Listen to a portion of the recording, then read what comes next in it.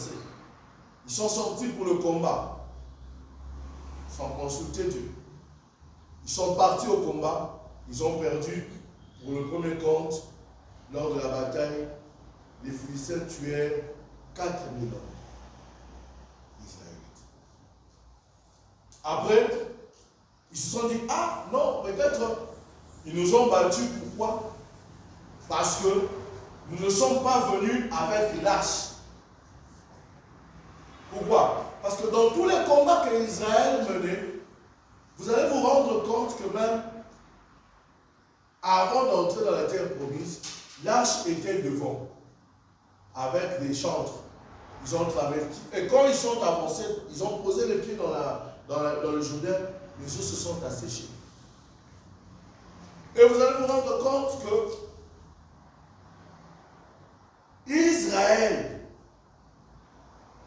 marchait toujours avec l'arche de l'Alliance et qui était représenté pendant la nuit par une colonne de feu et pendant le jour par une nuée.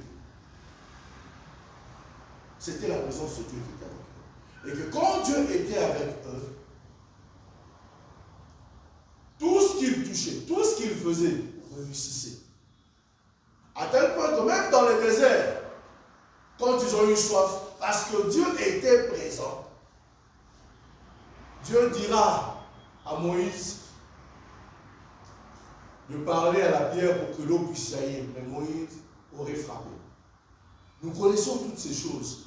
Alors, pour eux, ils se sont dit non, dans ce combat, il serait intéressant pour nous de prendre l'arche de l'Alliance, parce que cette arche-là, quand elle est là, il y a des miracles qui se passent.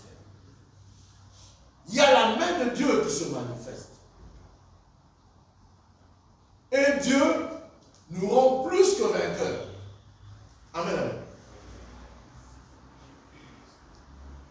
Mais pour cette fois-là, pour cette fois-ci plutôt, ils ont amené l'arche sur le lieu du combat. À tel point que quand l'arche venait, Israël a crié, et si pour la mort, c'est fini pour eux. Mais arrivé sur le lieu du combat, Israël sera encore battu. Sans l'arche, ils ont perdu, comme je vous ai dit, ils ont perdu une affaire de